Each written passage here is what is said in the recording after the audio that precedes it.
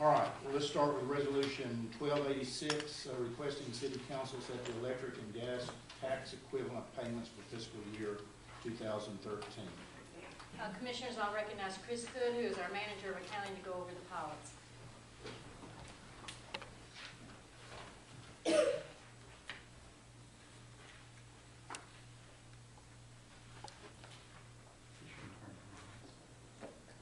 He's not our IT manager. This is my extent of IT right here. Good morning, Commissioners.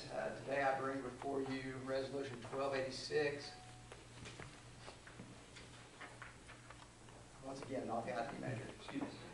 Bring before you Resolution 1286. We will be looking at a summary of KUB's tax equivalent payments for the 2013 fiscal year. As you may remember, each year KUB calculates tax equivalents for each of the taxing jurisdictions in which we have utility facilities located. Specifically, we look at the jurisdictions that we have the utility facilities located and determine the amounts which we should be paying to those jurisdictions.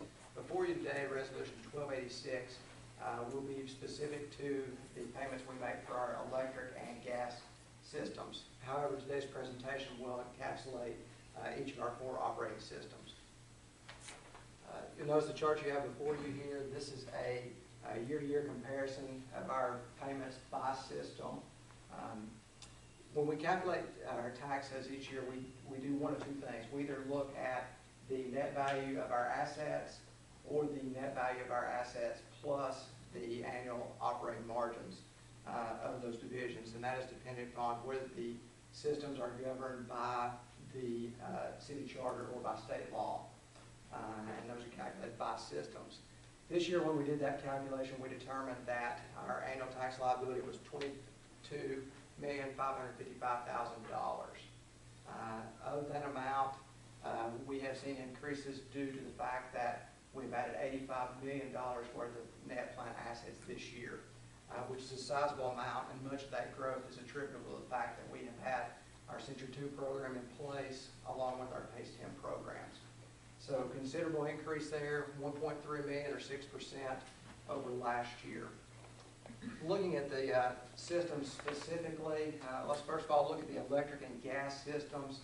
These systems are governed by state law, and as such, KUB has to go before our governing body, which is City Council, for approval of these amounts and their distribution to the taxing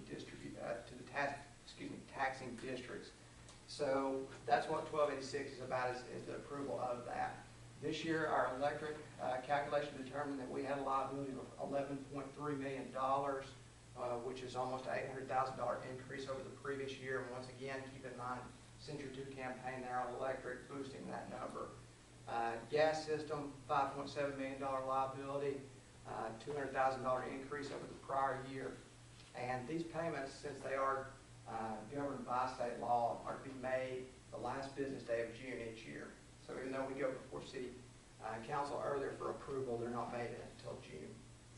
Moving on, the water and wastewater divisions. Unlike gas and electric, state law does not govern tax equivalents for water and wastewater. Therefore, since it is silent, KUB relies upon city charter for the calculation of these amounts. The water system's liability this year, $2.3 million. Wastewater, $3.2 million. Overall growth in these 2 systems right at $300,000. And per city charter, we pay these amounts to the city on the last business day of February. So overall, 6% increase, $1.3 million over the prior year. As we move on, let's look at how we pay these amounts, who is receiving these. As you might assume, the city of Knoxville garnishes the lion's share of these payments. In 2013, we will pay the city $14.2 million in tax equivalents. That is up $700,000 from last year. We pay tax equivalents to the city of Knoxville for all 4 divisions. So that's one of the reasons for the increase, is because they get dollars from each of the divisions. Knox County, on the other hand, will be receiving $7.8 million, which is a sizable increase for them as well, $600,000 up from last year. The neighboring utilities in total received about $600,000, which is flat with the previous year. As we move on here, you see some 10-year trend lines of the payments. As you can tell, most of these trend lines are pretty smooth growth. Over the 10-year period, the average annual growth over the whole system is 3.3%. As you can tell, that is fueled by growth within inside the city, where we're seeing a 4% growth rate on an annual basis over the 10-year trend. Growth in the county is roughly half of that. And then the outlying counties, you can tell, which is a relatively small amount, the growth has been flat in those areas. Okay, the resolution before you today, Resolution 1286. As I mentioned before, under state law, KUB is required to bring these requests before City Council for approval. Resolution 1286 requests our board to request a resolution from City Council to set the tax equivalents for the gas and electric systems at $17,037,256 for fiscal year 2013. These amounts and the calculations have already been shared with the city.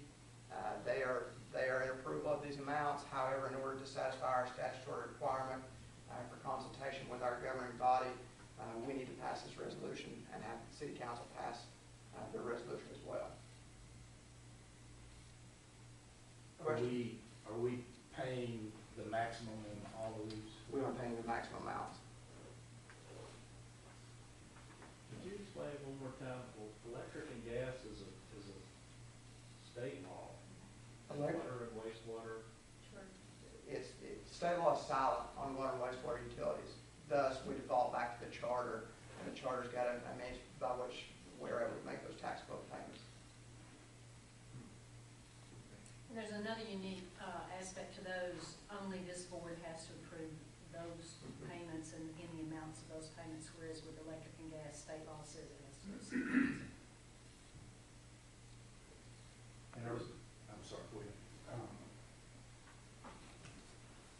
Correct me, but between 12 and 13, what was our gross? And I know that that doesn't really make much difference as it relates to payments, but our gross sales in the electrical utility weren't we down a little last year? The calculation has a 3-year average.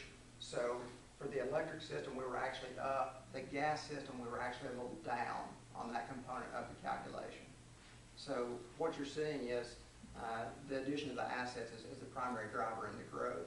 The electric system on the 3-year average was up 3.2 million. So slight growth in electric, gas was down about $1.5 million. And that's actually attributable to the fact that the year that rolled off for gas was a very healthy year. But you don't take the year, you average the 3. It's the average of the 3. It's just what replaced it was a smaller year than the year that rolled off on gas. You have a 3-year average of the margin, and you multiply by 4%, and then it's allocated out accordingly. But the growth is 6% from last year. That's pretty high, isn't it? It is pretty high. Last year we added about $60 million worth of assets to our plant. This year we added 85. So the difference in the addition of assets have pushed that plant value up, and it's increased that component of the calculation. The And we should- calculation is revenue as well as plan. I understand. It just 6% is way, 50% higher than it has been. Well, and through Century 2, we should still continue to see larger and larger equivalent payments. This is not unexpected.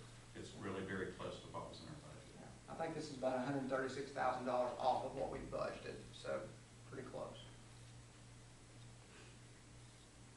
We approved the whole thing, but does City Council only approve the part that goes to Knoxville, or does it approve? They approve all the taxing jurisdictions.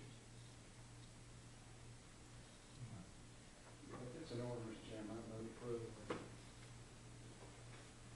Is there a second? A second.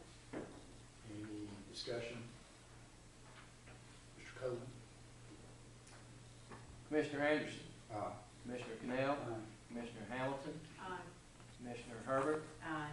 Commissioner Robinson, Commissioner Thompson, Aye. Commissioner Williams. Resolution 1286 has passed unanimously.